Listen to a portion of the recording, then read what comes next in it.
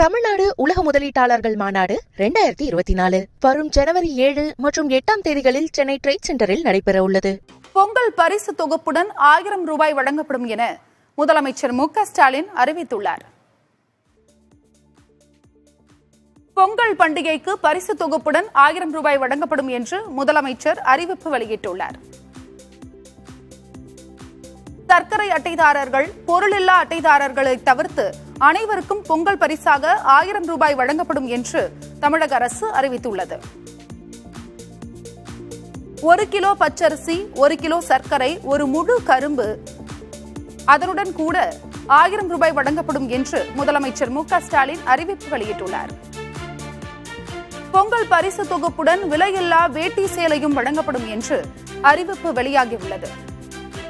தமிழ்நாடு உலக முதலீட்டாளர்கள் மாநாடு 2024 வரும் ஜனவரி 7 மற்றும் 8 தேதிகளில் சென்னை ட்ரேட் சென்டரில் நடைபெற உள்ளது.